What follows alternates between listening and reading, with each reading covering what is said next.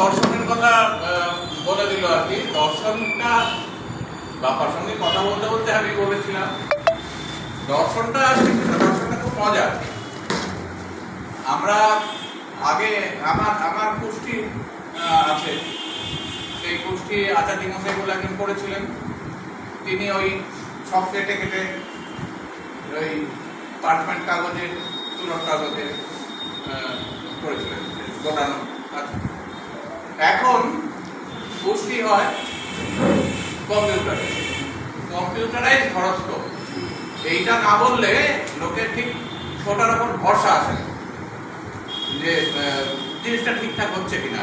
ওই সব কেটে কেটে একটা লোক করছেন, ওরকমই হয়। কিন্তু কম্পিউটারে এটা দেওয়া আছে, প্রোগ্রাম করা আছে, তাতে ওই জন্ম সময় ইত্যাদি তিথি নক্ষত্র দিয়ে দিলে ও হিসেব করে ওইগুলোই বলে, যেগুলো বলা কিন্তু কম্পিউটার ব্যাপারটা এরকম। আমরা সবসময় বলছি তো যে হিন্দুত্ববাদীরা আমাদের দেশটাকে পিছিয়ে নিয়ে যাচ্ছে।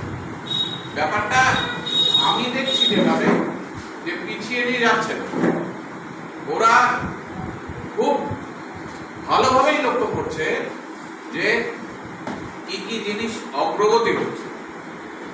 পুঁজিবাদের একটা নতুন স্তরে পৌঁছে গেছে পুঁজিবাদ, এবং সেটা পৌঁছে গেছে প্রযুক্তির হাত ধরে, টেকনোলজির হাত ধরে।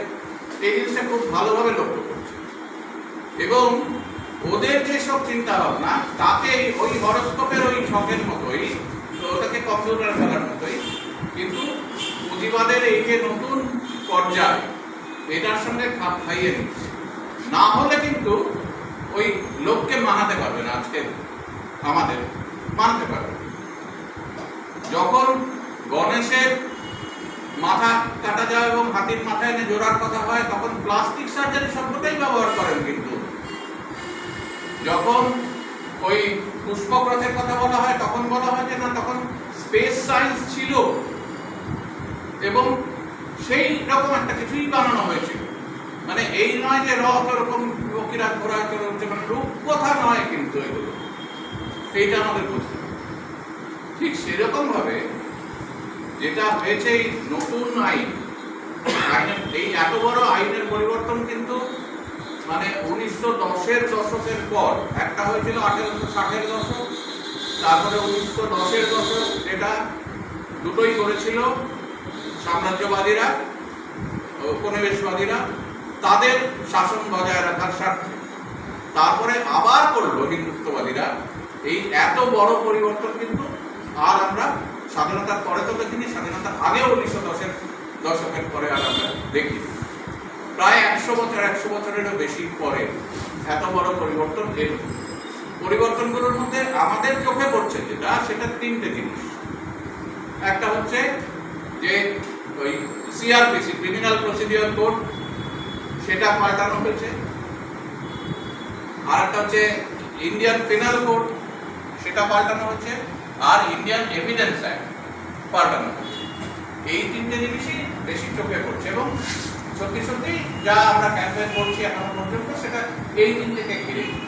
কিন্তু গত 2 বছরে যে আসলে আইন ব্যবস্থাটাকে আমি বলছি কিভাবে পাল্টে দেওয়া হয়েছে, সেটা কিন্তু শুধু এই তিনটে আইনের মধ্যে আবদ্ধ থাকলে আমরা বুঝতে পারবো না, ধরতে পারবো না। সে কথা পরে আসছে। আমাদের বাপ্পা বলল যে এই নিয়ে বেশি আলোচনা হয়নি ইত্যাদি। আমি কোর্টেও শুনি এই উকিলরা ধরতে পারে না যে কোন ধারা এখন কি হচ্ছে, কেস দিয়ে দিচ্ছে পুলিশ, কিন্তু তারা আর্গুমেন্ট করতে পারছে না কিসের ধারা কি। আবার বইপত্র বুঝতে হচ্ছে, বইও নেই, মানে নেট থেকে সব নামাতে হচ্ছে, তাতেও সব উকিল খুব একটা পারদর্শী নয়।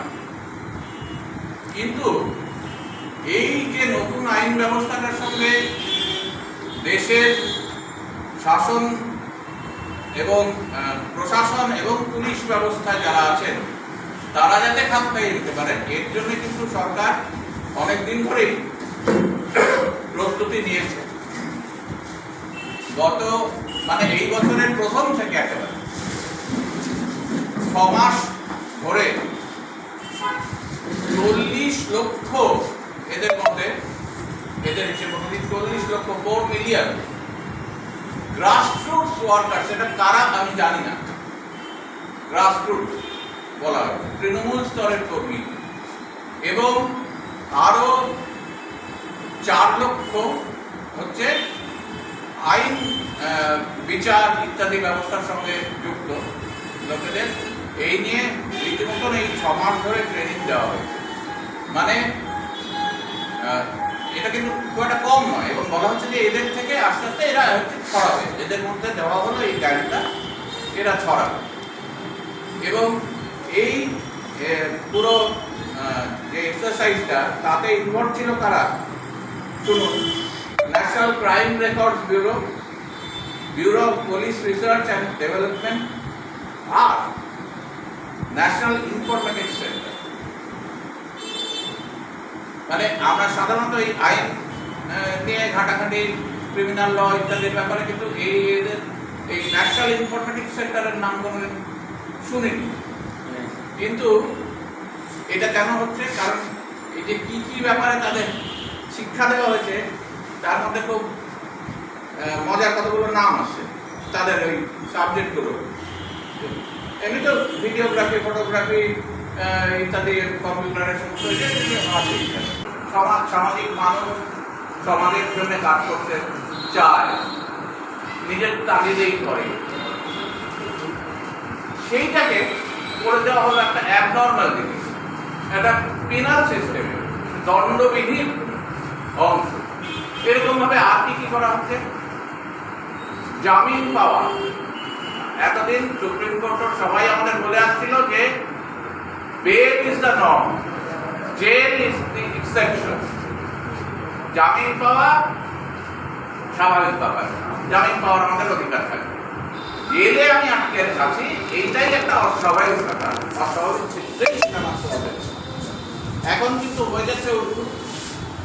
এটা কিন্তু এই যে নতুন আইনগুলো আসার আগের থেকেই হয়েছে। সুপ্রিম কোর্টই আবার বলেছে যে না, এই যে এই বিভিন্ন সমস্ত সন্ত্রাসবাদী কাজকর্মে, মাওবাদী কাজকর্মে ইত্যাদি, এই সমস্ত যে সাংঘাতিক সব ব্যাপারগুলো, তাতে অভিযুক্ত যারা, তাদের জন্য কিন্তু জামিনটা ন্যাচারাল রাইট নয়, নাও হতে পারে, থেকে আগেই বেরিয়ে গেছে। এখন সেটাকে পুরো একদম ক্রিমিনাল প্রসিডিওর কোডের মধ্যে, যেটা ওই নাগরিক সুরক্ষা সংহিতায় নিয়ে যাওয়া হলো, পরিব্যাপ্ত করে দেওয়া। এই যে যেটা আমাদের একটা, আমি বললাম যে সমাজ সেবাটাকে করে দেওয়া হলো একটা অস্বাভাবিক জিনিস। আরেকটা কি করা হলো, যেটা আমাদের কিন্তু স্পেশাল লজে ছিল, যেমন ইউএপিএ নিয়ে এর আগে আমরা প্যাম্পলেট বার করেছি, সুজাতা লিখেছে, হেডিং দিয়েছিল বোধহয় দানবীয় আইন, তাই তো? এটা দানবীয় আলাদা করে আইন নয়।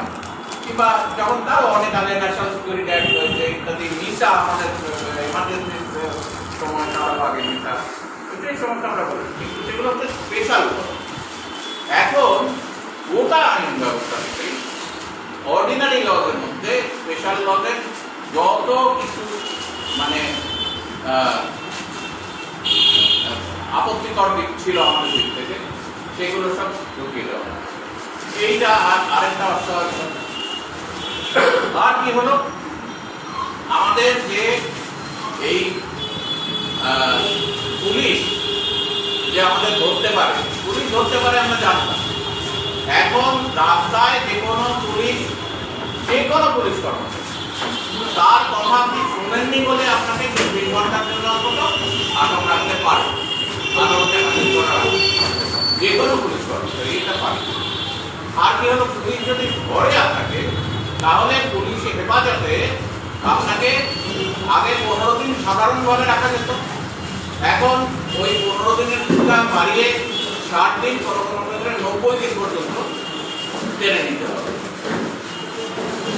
ফলে কত গুণ বেড়ে গেল এই ডিটেনশনের সময়। আর আবার আগের কথাটা ভাবুন যে আপনি যে আপনার কথা বলবেন যে ওই সময়টায় আপনাকে কি করা হয়েছিল, সেইটা বলার জন্য কিন্তু আদালতে যেতে পারছেন না, জল দেখতেও পাচ্ছেন না আপনার কোন জায়গা খোলা কোন জায়গা ভাঙা, কিভাবে আপনি হাঁটছেন, আপনাকে বসিয়ে দেওয়া হচ্ছে, আপনি ক্যামেরা। তাহলে এই পুরো সময়টা ধরে এই সমস্ত করা যাবে। আর কি হচ্ছে, এই যে ডিটেনশনের পিরিয়ডটা, আগে আমরা বলতাম যে কেউ পিসি থেকে জেসি কাছে আচ্ছা ঠিক আছে, এবার আপনার তো টর্চারটা হবে না। এখন জুডিশিয়াল কাস্টডিতে কেউ যদি থাকে তাকেও আবার পুলিশ চাইলে পিসিতে নিয়ে আসতে পারে, এনে তাকে আগে হয়তো জেলে গিয়ে জিজ্ঞাসাবাদ করতো, জেলে গিয়ে জিজ্ঞাসাবাদ করতো, কিন্তু এখন তাকে আবার কাস্টডিতে নিয়ে জিজ্ঞাসাবাদ করতে পারে এবং আবার ঢোকাতে পারে। মানে এইটা একটা চলছেই তো চলছে। তো এই যে সমস্ত অস্বাভাবিকতাগুলো ছিল সেগুলোকে সব স্বাভাবিক করে দেওয়া, মানে এই যেটাকে আমরা বলি এই আমাদের এখনকার যে সমস্ত কথাবার্তা চলে আর কি, তাদের নিউ নর্মাল, এইটা হচ্ছে আইন ব্যবস্থার নিউ নর্মাল, নতুন স্বাভাবিক। এটা আগে যেটা আমরা মনে করতাম যে না এটা হয় না, গেলে একবার গেলে আর সে পুলিশে তাকে মারতে পারে না, আর যদি আদালতে কোনোভাবে হারিয়ে মারা যায়, জজের সামনে কোনোভাবে সে নিজের কথা বলতে পারে, জজের সামনেই বলছে ভার্চুয়ালি, তাকে সে কোথায় আছে তার ধরাছোঁয়ার বাইরে, ওই ইসাব। এবং এমনকি এই যে ডেকে আনার ব্যাপারটা, আগে কি হতো আমরা বলতাম যে ওই কাউকে টেলিফোনে ডাকলে যাবো না, চিঠি পাঠাতে হবে অমুক তমুক। এখন আপনাকে একটা SMS পাঠিয়ে হোয়াটসঅ্যাপ করে ডাকতে পারে, আপনি যেতে পারেন, কি সামাজ। তো এইভাবে একটা এই যে দর্শনের কথা বলছিলাম যে নতুন নর্মাল তৈরি করা, যে সমস্ত অ্যাবনর্মাল ব্যাপারগুলো ছিল সেগুলোকে নিয়ে, কিন্তু ভেতরে এটা কি হচ্ছে, এটা কি তার অন্তর্বস্তু কি পাল্টাচ্ছে? জি মোহন গোপাল বলে এক ভদ্রলোক, তিনি মাস্টার লোক, আমাদের মতো না, তিনি ন্যাশনাল জুডিশিয়াল একাডেমির ডিরেক্টর, মানে ওদের ভাইস চ্যান্সেলর আমরা যাকে বলি ইউনিভার্সিটির, ওরা ডিরেক্টর বলে, ন্যাশনাল জুডিশিয়াল একাডেমির ডিরেক্টর ছিলেন। ইনি খুব সুন্দর একটা বিশ্লেষণ করেছেন।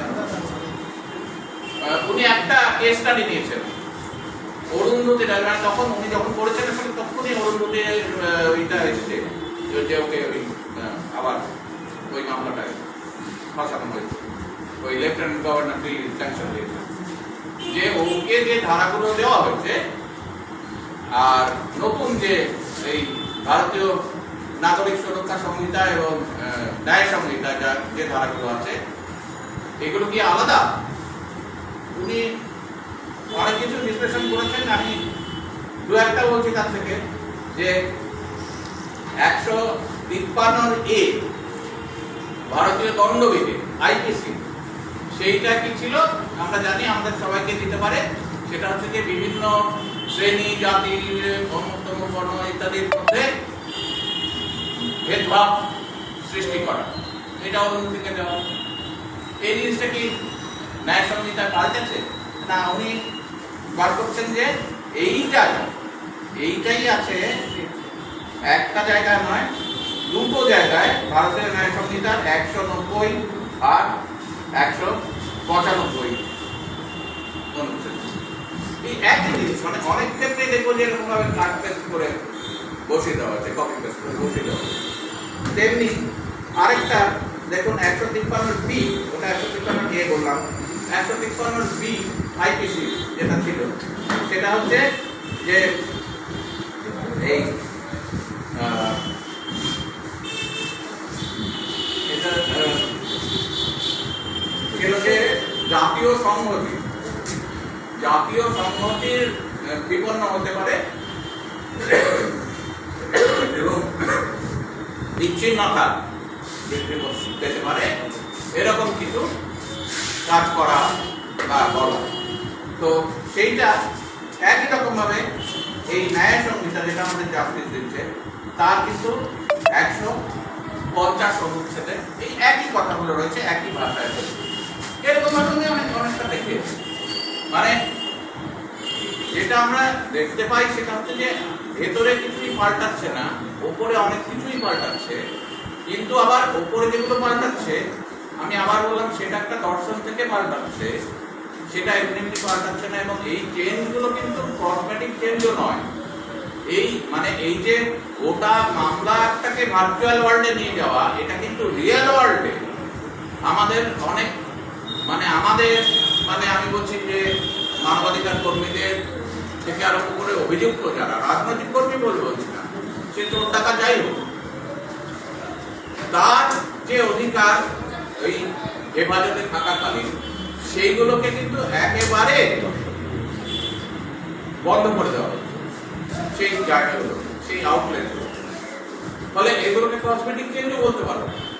মানে এটা একটা অদ্ভুত জিনিস যে চেঞ্জ করা হচ্ছে এমন ভাবে যাতে ভেতরে কিছু পাল্টাচ্ছে না আসলে, কিন্তু বাইরে যা যা পাল্টাচ্ছে সেইটা মানে একটা এই ধরনের মানে সুপারস্ট্রাকচার তৈরি করা হচ্ছে যেটা এফেক্ট করছে বেসটাকে। মানে এটা একটা অদ্ভুত ধরনের প্রক্রিয়া, মানে এটা খুব ভেবেচিন্তে করা হচ্ছে, এটাকে লক্ষ্য করে দেখার কোনো কারণ নেই। যাই হোক, এই মোহন গোপালের এটা আমি আর বেশি যাচ্ছি না। আচ্ছা, আরেকটা জিনিস হচ্ছে সেটা হচ্ছে যে এই যে স্বীকারোক্তি, ওকে ধরলো, ও বললো যে আমি একটা চুরি করেছি। এই স্বীকারোক্তিটা আগে সরাসরি অ্যাডমিসিবল হতো না, এক সময় কোম্পানির আমলে হতো বলে যখন সিআরপিসি করা হলো ক্রিমিনাল প্রসিডিওর কোড, তখন সেই 19 শতকে কিন্তু এটা নিয়ে অনেক চর্চা হয়েছে, অনেক এটা নিয়ে বিতর্ক হচ্ছে যে আসলে তখনকার চৌকিদাররা এরকম মেরে ধরেই আদায় করে স্বীকারোক্তি, এবং একজনের স্বীকারোক্তিতে আরেকজনকে ঝুলিয়ে দেয়। সেই জন্যে স্বীকারোক্তি ডিরেক্টলি অ্যাডমিসিবল ছিল, যদি না ওই 160 করে ম্যাজিস্ট্রেটের সামনে দেয় সেটা। কিন্তু এখন স্বীকারোক্তি করপোরেট যদি করে কেউ, ওটা ও আবার বললো যে হ্যাঁ এটা ঠিকই বলছে, করপোরেটের যে স্বীকারোক্তি সেইটা অ্যাডমিসিবল হয়ে গেল সরাসরি। তো এরকম যাই হোক, এগুলোর মধ্যে আমি ঢুকছি না, এগুলো নিয়ে আমাদের ওখানে কিছু আছে, পরে আমি এগিয়ে যাচ্ছি। এই যে পরিবর্তনগুলো করা হলো, এই পরিবর্তনগুলো কেন করা হচ্ছে এটার একটা যুক্তি ওই আমি আবার ওই জি মোহন গোপালের কথা বলছি। তিনি বলছেন যে আসলে এই হিন্দুত্ববাদীরা একটা থিওক্রেটিক স্টেট, একটা ধর্মাবলম্বী রাষ্ট্র কায়েম করতে চায়, সেই জন্যে সেইটার পথ পরিষ্কার করার জন্যে কি দরকার, যে কোনো রকম ভাবে কোনো তার পথে বাধা যাতে না আসে, কোনোভাবে যাতে লোকজন এটাকে আটকে না দিতে পারে, সেই জন্য এমন একটা ব্যবস্থা তৈরি করা দরকার যেটা চট করে কোনো আপনি আইন সম্মতই বলবেন, কারণ আইনে এগুলো আছে, আদালতেও গেলে আদালত বলে যে আমরা তো লতে যা আছে সেইটা অনুযায়ী বিচার করব, উকিলরাও সেইটা অনুযায়ী বলবে যে এইটা এই ধারায় বলছে হয় কি হয় না ইত্যাদি ইত্যাদি। তো এখন সমস্ত বেআইনি যে কাজকর্মগুলো রাষ্ট্রের, সেইটাই আইনসঙ্গত হয়ে যাবে। এবং আপনাকে যদি বলে কোনো পুলিশ কর্মচারী যে ওই রাস্তায় জয় শ্রীরাম বলতে হবে, বা পুলিশ কর্মচারী না বলে যদি অন্য কোনো পার্দাই বলে, তখন আপনি তাকে যে বাধা দিয়েছেন তখনই কিন্তু এই ন্যায় সংহিতায় আপনি ফেসে যাচ্ছেন।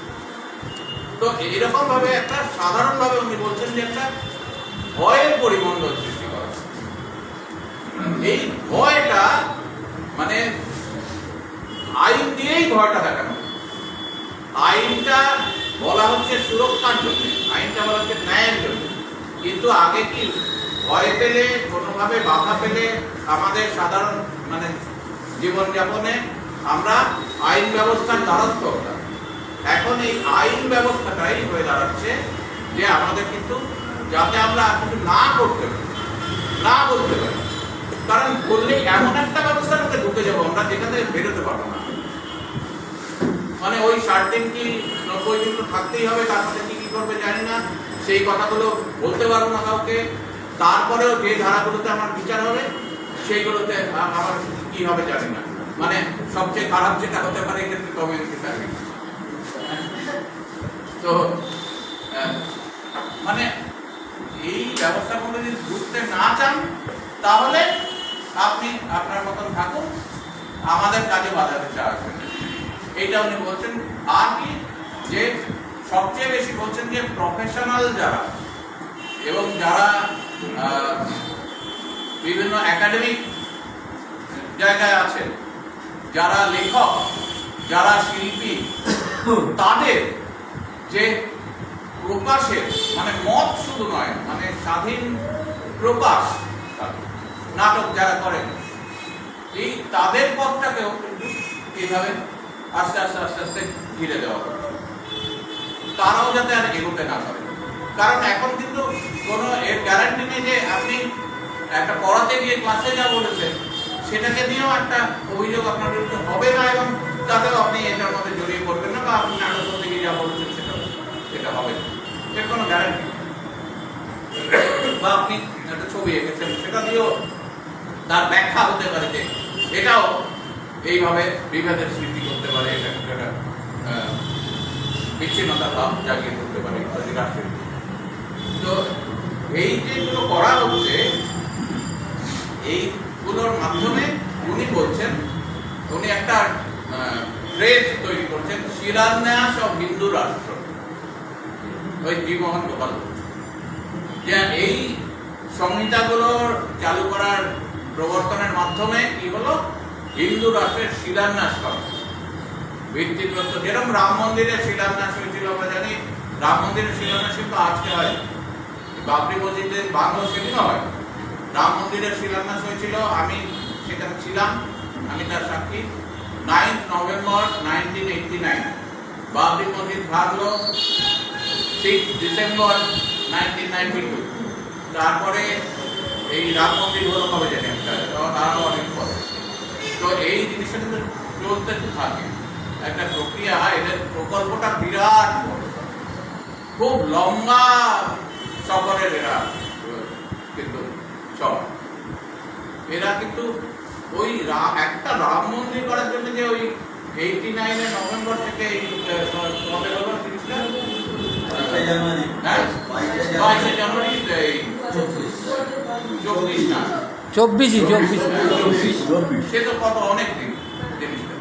এতদিন ধরে যারা একটা মন্দির করতে পারে তারা গোটা একটা রাষ্ট্র গড়ার জন্য যে কতদিন ধরে প্রক্রিয়া চালাতে পারে এটা আমাদের কোনো ধারণা নেই। উনি বলছেন যে এটা সেই শিলান্যাস হয়ে গেল হিন্দু রাষ্ট্র, এবং এরপরে যা যা করবে সেইগুলোকে যাতে কেউ বাধা সৃষ্টি না করতে পারে তার জন্য আগে থেকে সেগুলোকে প্রিএম্প্ট করে রাখা, সেইগুলোর প্রতিবাদের পথ বন্ধ করে রাখা। তো এইটা আপনারা নেবেন কি নেবেন না সেটা আপনাদের ব্যাপার। একজন মানে জুরিস্ট এই কথা বলছেন, এটাই আমাদের ভাববার বিষয় বোধ হয়।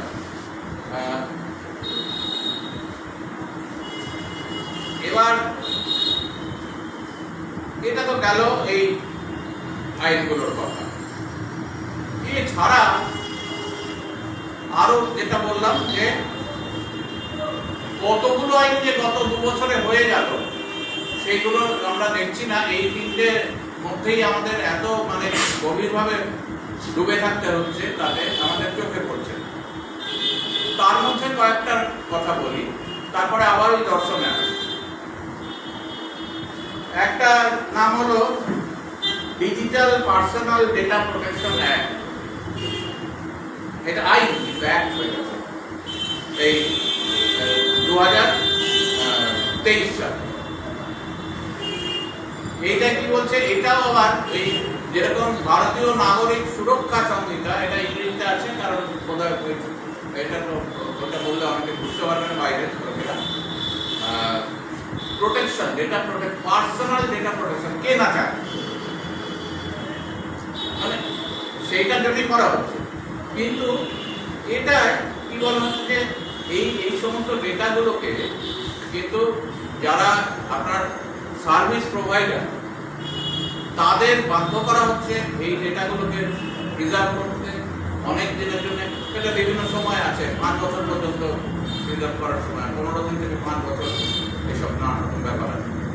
এবং এইগুলোকে রাষ্ট্র এজেন্সিরা যখন তুমি বলছো বলে বোধহয় দেয়নি, দিয়েছে। দাঁড়াও তুমি দাঁড়াও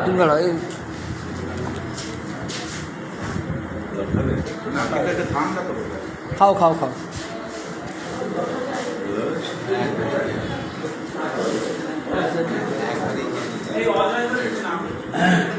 তুমি তো খেয়াল রাখছো, তুমি তো চেয়ে নিতে পারতে। যাই হোক, তো এই আইনটার কোনো এই যে ডেটা, আপনার ডেটা প্রোটেক্ট করার জন্যই যেন রাষ্ট্র সেগুলোকে জিম্মায় নিতে পারে। এটা বলুন, ওই প্যাটার্নালিস্টিক স্টেট যেটা বলেছি, হ্যাঁ, মানে আমাদের অভিভাবক আমাদের একটা দামি জিনিস সেটা যাতে হারিয়ে না যায়, আমরা নষ্ট না করে ফেলি ইত্যাদি, হ্যাঁ ওর থাকতে পারে, থাকছে আসলে সার্ভিস প্রোভাইডারদের কাছে, কিন্তু যখন ইচ্ছে সেটাকে রিকল করতে পারে, অনেকদিন ধরে থাকতে পারে। আচ্ছা, আরেকটা কি, সেটা হচ্ছে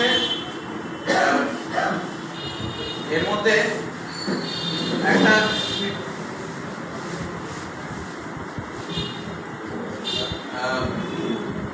ডেটা ওরা নিতে পারে, কিন্তু এবার ডেটা যদি আপনি চান, এতদিন আমরা ওই তথ্যের অধিকার আইন বলে একটা জিনিস পেয়েছিলাম, সেটাকে আমরা প্রয়োগ করতাম, এইটা প্রয়োগ করতে গিয়ে শহীদও হয়েছেন অনেকে। কিন্তু এইটা এখন এই তথ্যের অধিকার, এই যে এখন তো সমস্ত জিনিসটাই ওই আবার বলছি ডিজিটাইজ ভার্চুয়াল ওয়ার্ল্ডে চলে যাচ্ছে।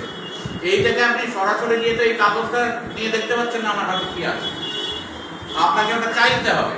এই অ্যাক্সেসটা, এই যে সরাসরি মানে কাদের অধিকার থাকবে, কাদের অধিকারও বলবো না, কাদের সুবিধা থাকবে, ইজ অফ অ্যাক্সেস যেটাকে বলা হয়, সেইটা রাষ্ট্রের হাত অনেক লম্বা করে দেওয়া হতো। রাষ্ট্রের এজেন্সি হাত বাড়ালেই ওই ডেটাটা পেতে পারবে। আপনি কিন্তু পাবেন না যদি না ওই ডেটাটা অরিজিনালি যার সে কনসেন্ট দেয়, সে অনুমতি দেয়, মানে আপনার সার্ভিস প্রোভাইডারের কাছে আপনার ডেটা রয়েছে, এবার তার সার্ভারে আছে, কিন্তু আমি চাইলাম ওই ডেটাটা যে আমি দেখব এই এই ব্যাপার কি খরচ হয়েছে বা এই জিনিসটা কোথা থেকে এসেছে, তো আপনি যদি কনসেন্ট না দেন তো আপনি দিতে পারবেন। এবং এই কনসেন্ট আপনারা বুঝতেই পারছেন যে জাতীয় সুরক্ষা থেকে আরম্ভ করে ব্যক্তিগত সুরক্ষা অনেক কিছুই আবার মানে পার্সোনাল ডেটা প্রোটেকশন না, এই সমস্ত গ্রাউন্ডে এটাকে কনসেন্ট নাই দেওয়া হতে পারে। যাদের কনসেন্ট না দিলে ভালো হয় তারা দেবে না। সরকারি ক্ষেত্রেও কি তাই? হ্যাঁ, সরকারের তো অবশ্যই হতেই পারে। মানে ধরো একটা প্রজেক্ট করছে, সেটা সম্পর্কে আমি জানতে চাই। না নিতে পারে, কনসেন্ট তো জেনারেল কনসেন্ট, ম্যান্ডেটরি, এটা বলছে ম্যান্ডেটরি কনসেন্ট রিকোয়ারমেন্ট, মানে কনসেন্টটা সবসময় চাই। তো সরকার থেকে যদি দেয়, যেরকম এখন এই হয় না স্যাংশন, যে কোনো সরকারি কর্মচারীকে তার বিরুদ্ধে যদি আমি মামলা করতে চাই, তাহলে তার ঊর্ধ্বতন কর্তৃপক্ষ স্যাংশন দেবে। স্যাংশন যতক্ষণ না দিচ্ছে, যার জন্য অনেক ওই পুলিশকে আমরা তো মামলা করতে গিয়ে দেখেছি আপনি স্যাংশন দিচ্ছে না। তো এইটাও এই ডেটা নিতে গেলেও এখন এই স্যাংশনের প্রিন্সিপালটা চলে, কনসেন্ট বলছে যেটাকে অনুমতি। আচ্ছা, তারপরে ওটা তো বললাম যে অব্লিগেশন থাকছে যারা সার্ভিস প্রোভাইডার তাদের থেকে যাওয়া। তাহলে আমরা কি দেখতে পাচ্ছি যে অ্যাক্সেসটা ডেটার যে রিপোজিটরিগুলো, এই আমাদের তথ্যগুলো যেখানে রয়েছে সেই তথ্য ভান্ডারের ধরাছোঁয়া আমাদের হাতের বাইরে অনেকটাই, এবং সেটা ধরতে ছুটে গেলে অনেক কসরত করতে হবে, আর কারোর অনুমতি দরকার হবে, সেই অনুমতি অনেক সময় আসবে না। কিন্তু রাষ্ট্র বা তার এজেন্টরা যখনই চায় তখন কিন্তু এই তথ্য ভান্ডারে আমার তথ্য মুছে ঢুকতে হবে। কেন? তার ওই একটা গ্রেটার ইন্টারেস্ট আছে, আমার পার্সোনাল ইন্টারেস্টের উপরে জাতীয় স্বার্থ, এই সমস্ত তারা ঢুকতে পারে। তো এইটা একটা, এবং এতে ওই যে ডেটাগুলো নেওয়া হচ্ছে, এখন ওই ডেটাগুলোকে নিয়ে ঠিক মানে গুদামজাত করে রেখে দেওয়া হবে কিনা এটাও সন্দেহ আছে, যে মাঝে মাঝে তার থেকে নেড়ে দেখবে কিনা যেগুলো কি আছে, চাইলে দেখতে পাবে। সুতরাং এই যে সার্ভেলেন্স, নজরদারি, আপনি কি ধরনের ডেটা ইউজ করছেন এবং কি ধরনের ডেটা প্রডিউস করছেন, এইটাও কিন্তু মানে আগেও নেওয়া যেত এটা, কিন্তু অনেক পরিশ্রম সাধ্য ছিল রাষ্ট্রের পক্ষেও, এখন অনেক সহজ হয়ে গেল। ওই আবার বললাম যেটাকে নতুন নর্মাল, ওটাই তো নর্মাল, চাইলে হ্যাঁ আমাদের কাছে আর কিছু করতে হবে। আচ্ছা,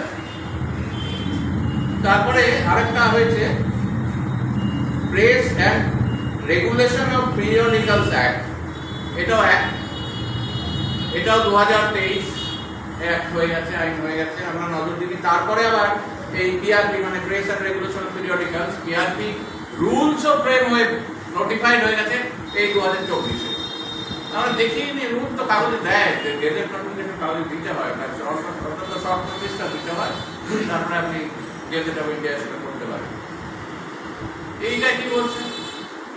এইটাই বলছে যে প্রথমত তো বলছে যে কেউই কোনো পত্র পত্রিকা প্রকাশ করতে পারবেন না যদি আপনি কোনো রকম অপরাধমূলক কাজের জন্য এবং বিশেষ করে দেশের বিরুদ্ধে, রাষ্ট্রের বিরুদ্ধে কোনো কাজ করার জন্য যদি আপনি এর আগে আদালতে দোষী সাব্যস্ত হয়ে থাকেন, তাহলে আপনি জেল থেকে বেরিয়ে সেটা পত্রিকা বার করলেন, মানে সে কে না করেছে, মানে সে ওই আন্দামান থেকে বেরিয়ে লোকেরা তো তখন আমাদের কাগজ কাগজ বার করেছে, পারবেন না, মানে জেল শিখেই পারতেন না, তিনি জেলে ছিলেন, তিনি আজকে বলে আর পারতেন না কাগজ বার করতে। ওই কুর্তি বলে একটা লোক আছে যে না না কাটি, এ হচ্ছে পিপুলস মার্চের এডিটর ছিল, হ্যাঁ পিপুলস মার্চের এডিটর ছিল, ইংরেজি পিপুলস মার্চের।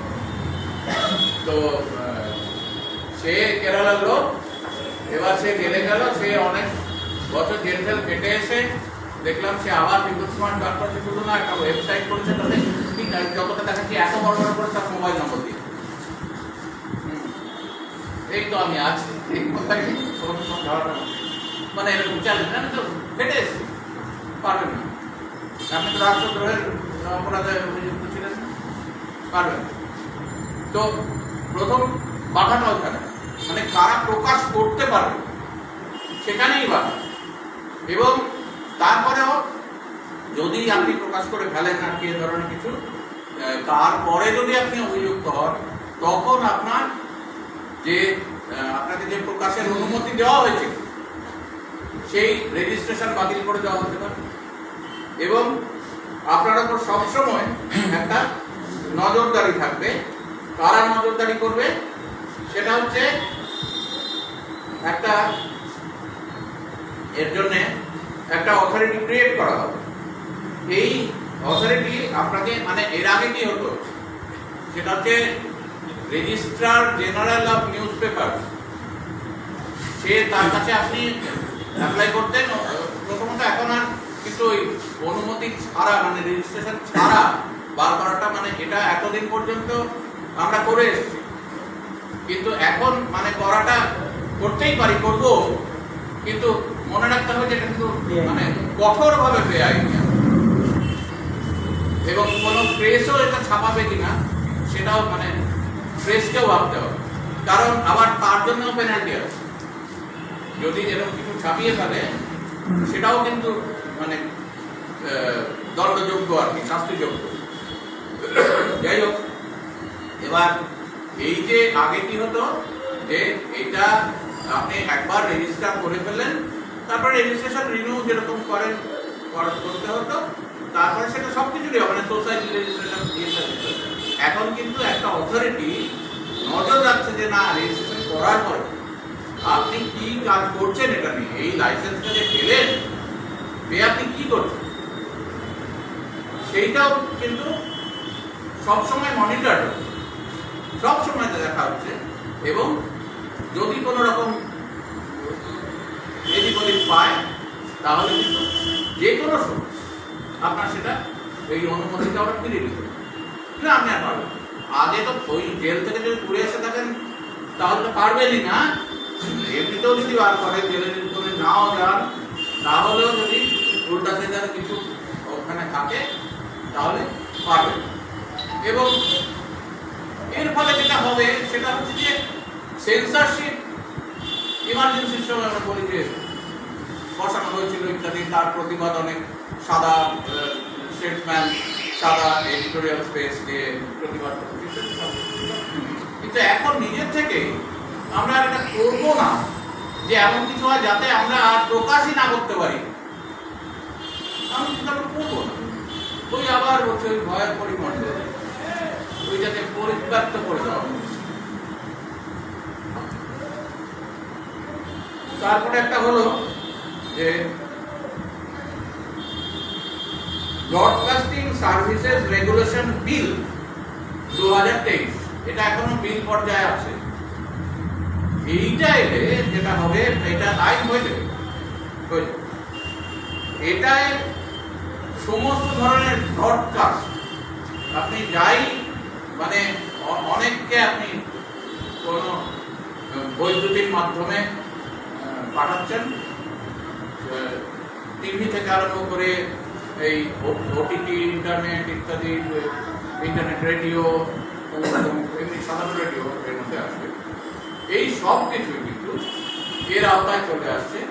যে এইগুলো আবার আপনি যে লাইসেন্স নিয়ে তো ব্রডকাস্টটা করছেন, এই আচ্ছা লাইসেন্স ছাড়া করা যাবে না, সেটা করে আসছে, এখনো পর্যন্ত করা যায় কিছু করা যাবে।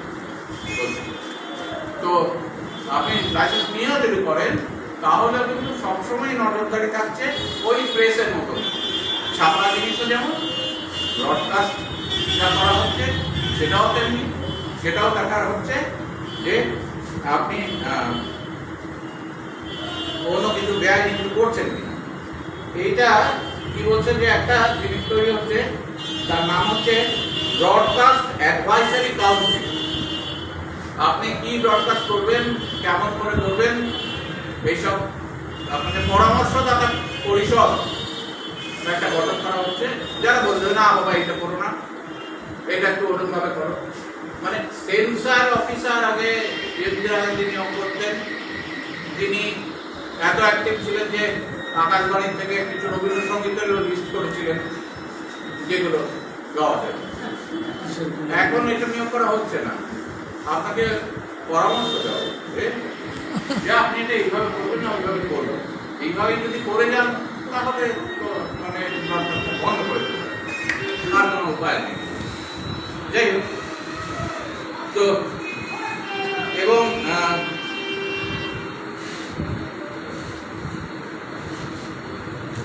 কিছু ক্ষেত্রে সেই ক্ষেত্রগুলো আবার স্পেসিফাই করা নেই। সরকার যদি মনে করে কন্টেন্ট রেস্ট্রিকশন করতে হবে, মানে আপনার ব্রডকাস্টের মধ্যে এমন কিছু যদি থাকে যেটা প্রচারিত হওয়া, সম্প্রচার হওয়ার উচিত নয় বলে মনে করছে, তাহলে সেটাকে বন্ধ করতে হবে। সেটা কিভাবে করবে সেটার মেকানিজম তাদের হাতে আছে। তো এবং কিন্তু গ্রাউন্ডগুলো বলা নেই, সরকার যদি মনে করে তাহলে করতে পারে। তো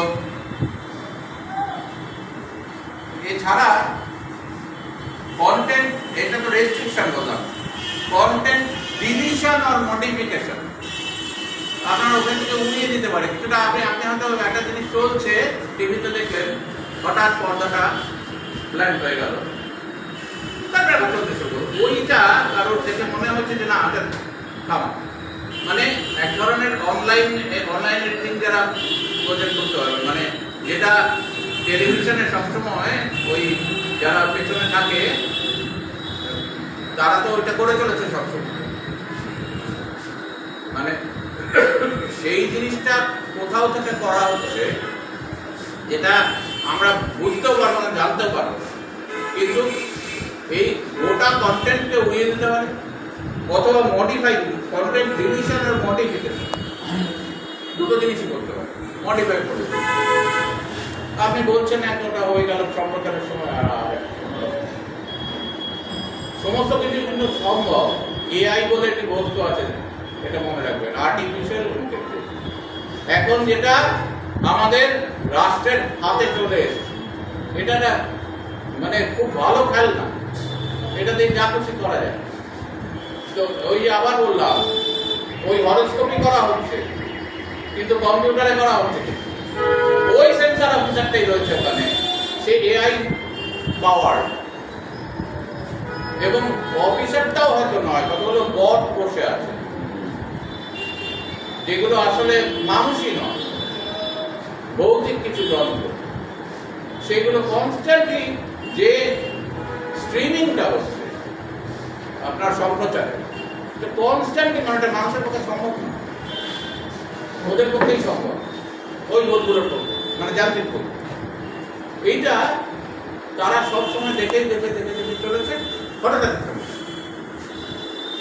মানে এটা সবসময় থেকে যাচ্ছে।